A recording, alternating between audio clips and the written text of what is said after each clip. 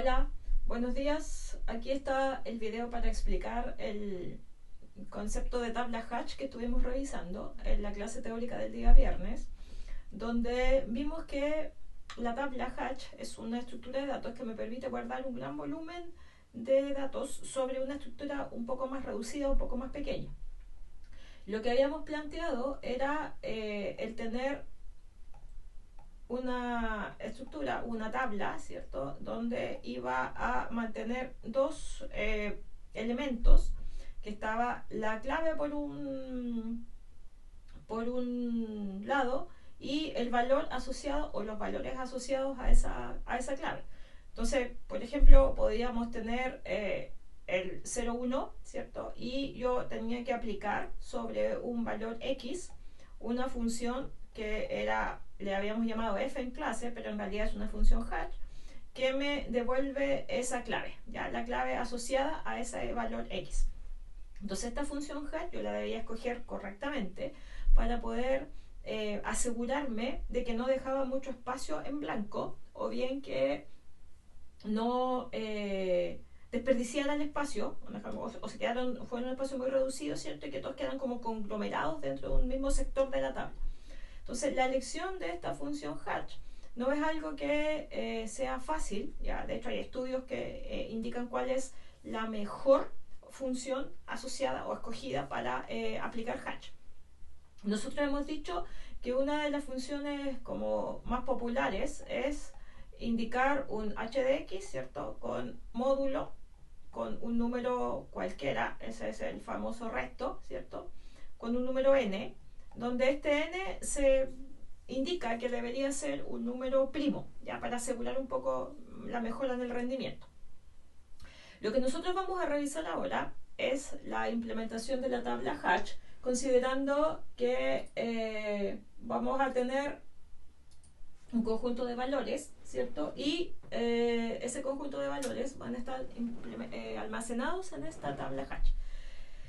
Y el concepto que hay detrás de una tabla Hatch siempre es de colisión. Ya yo voy a agregar un elemento, por ejemplo, aquí voy a agregar el elemento 3, que suponiendo que le dio el código Hatch 0, y va a haber otro elemento que también comparte el código Hatch 0, entonces voy a tener un conflicto porque ese elemento también le corresponde el código Hatch 0 y tiene que almacenarse porque está asociado a ese código Hatch. Entonces ahí surge el concepto de colisión, que es el que habíamos revisado en clases, y que tengo dos técnicas para poder resolver ese concepto de colisión, que es el hatching abierto y el hatching cerrado. El hatching abierto utiliza una estructura externa para guardar todos los valores que fueron coincidiendo, colisionando con ese mismo código hatch, ya que es el valor que me debería devolver esta función. Entonces, la implementación que vamos a revisar ahora, que era la que habíamos comentado en clases, utiliza esta estructura adicional para almacenar todas estas colisiones, es decir, todos estos valores cuyo código hatch coincide, ¿ya? Por ejemplo, si yo tengo aquí un valor que quiero agregar y me dice que su código hatch está en, que es 1, este espacio está vacío, es decir, no hay ningún valor asociado a ese código hatch. Entonces yo voy a poner, por ejemplo, aquí el 10, ¿cierto? El siguiente valor cuyo código hatch coincida con él se denomina colisión, ¿ya? Y esa colisión yo tengo que resolverla porque tengo que almacenar ese valor. Una de las técnicas, vuelvo a insistir, es el hatching abierto y es la que vamos a revisar nosotros ahora. Entonces, ¿qué hacemos? Van a tener disponible un punto H que es la implementación de la tabla hatch. Ya voy a limpiar aquí un poco de la tabla hatch. Y en este archivo .h, como ya lo hemos visto, ya funciona como la suerte de tipo abstracto de datos, donde yo voy a tener las estructuras y las funciones asociadas a esta tabla hatch. Parto por definir una estructura llamada elemento, que tiene un valor que es un número entero y el puntero al siguiente elemento de esa lista. Es la típica estructura que tenemos de listas ligadas que vimos en las primeras semanas de clase.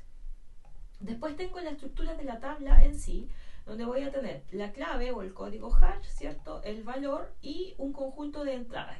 Aquí está el uso, esto es el uso de la estructura adicional que mencionábamos en el hatching abierto. Entonces aquí, si te fijas, vas a tener un puntero a un elemento que tiene un valor y la dirección de memoria a otro puntero. Entonces esa es la forma que tiene de usar el hash en abierto. Por otro lado, la tabla hash en sí es esto que está aquí. Esta es la estructura que me va a permitir a mí guardar la tabla hash. Mantener una capacidad, mantener un conjunto de claves, que en este caso va a ser máximo 100, y un indicador que me ve si es que está libre o no esa clave, el primer valor de esa clave. Mirándolo desde este punto de vista, lo tengo acá. Aquí, cuando esto está vacío, lo voy a borrar aquí, esto.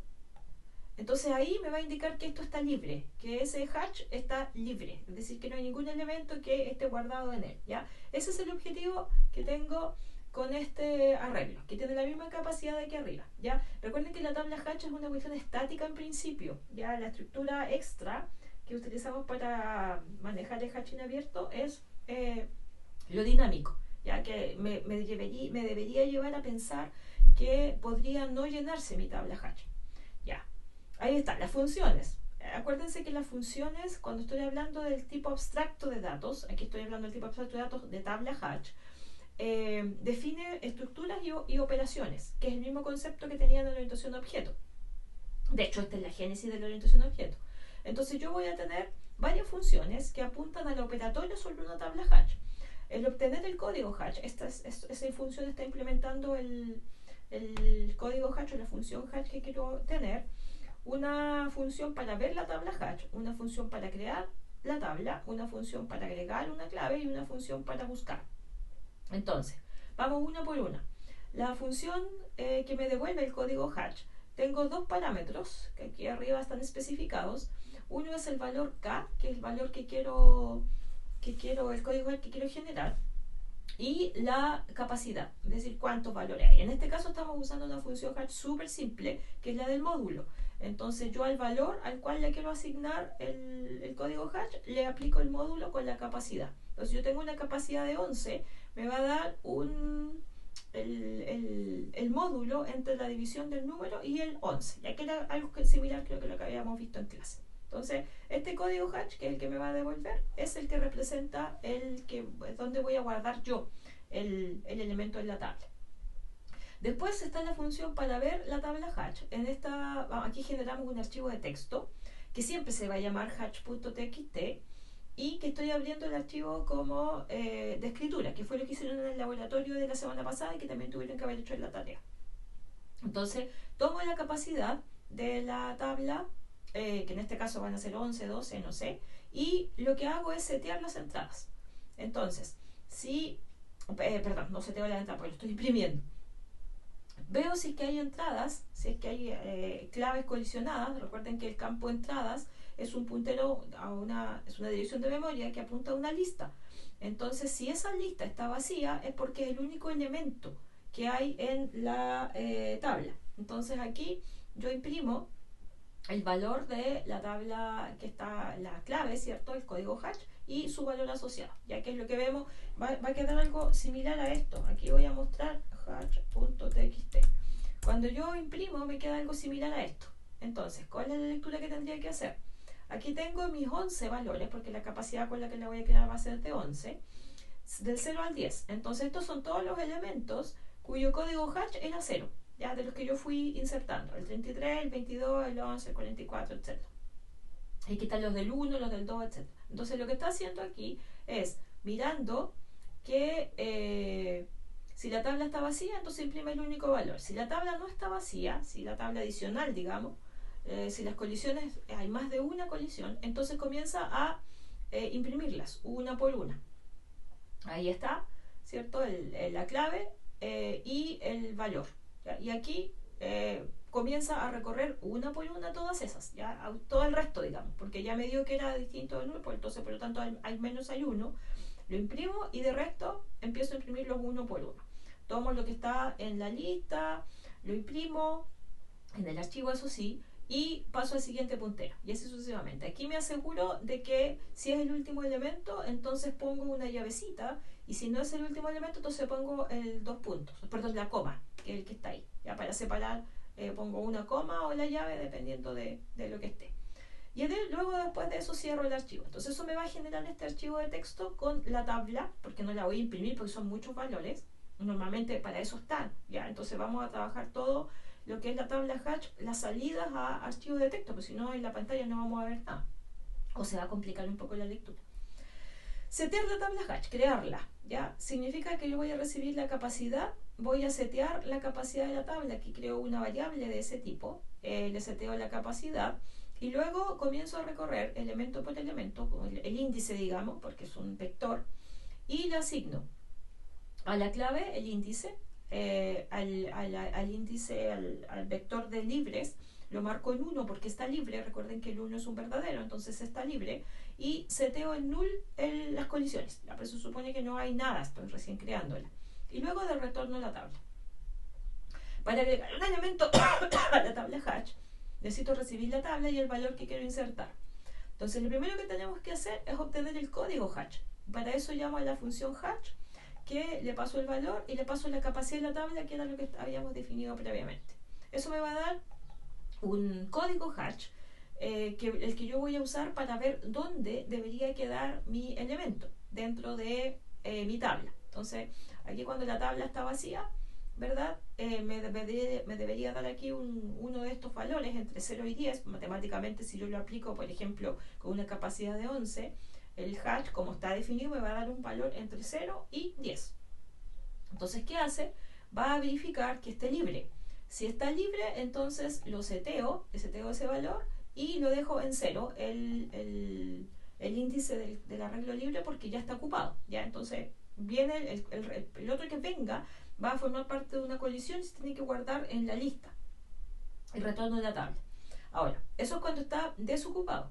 Cuando está ocupado, voy a tener que, ya sé que es una colisión, entonces voy a tener que crear un nodo de la lista y conectarlo con el resto de las colisiones que podrían existir. Creo el nodo, le asigno el valor y el siguiente es nulo porque él es el nodo nuevo.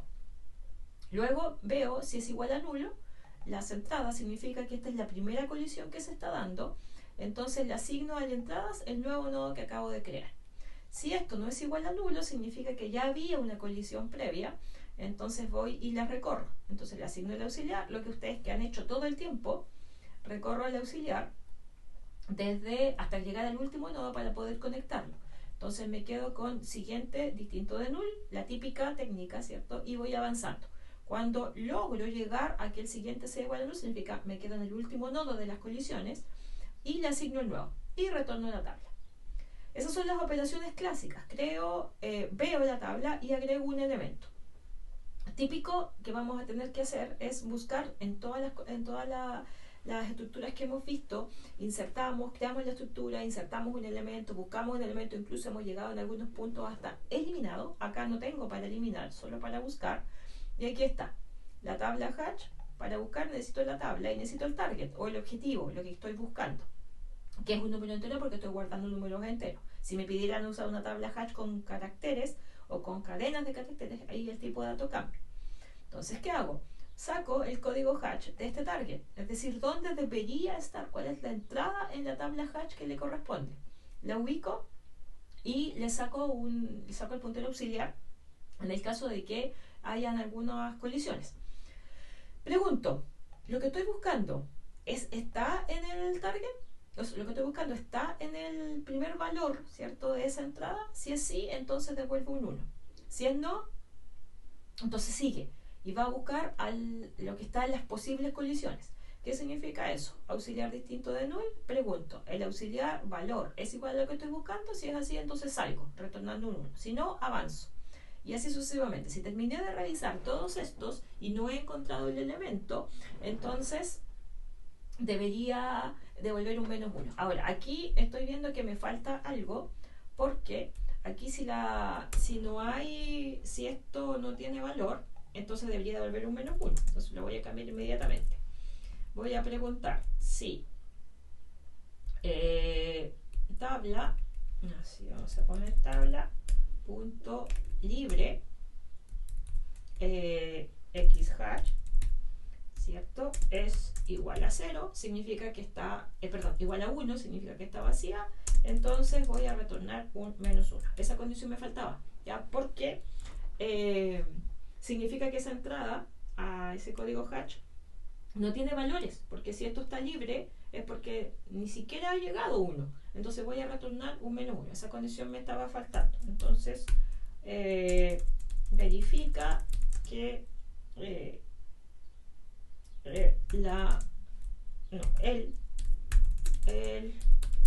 código hash tenga al menos un elemento. ¿Ya? Porque si no, no tiene ninguno, claramente no me va a resultar. ¿Ya? Entonces esa condición me faltaba, que tenía que agregar, y lo vamos a guardar ahí.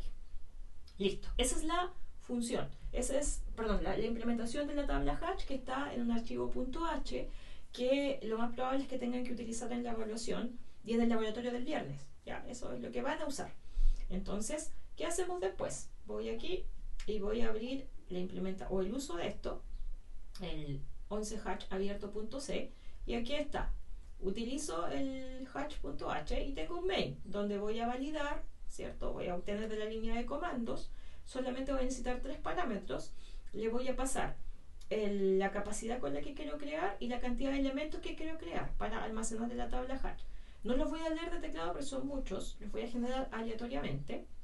Y acá leo la capacidad, leo el total, defino 2 variables más, creo la tabla con la capacidad que acabo de leer, y luego aquí genero la semilla para poder comenzar con los números aleatorios.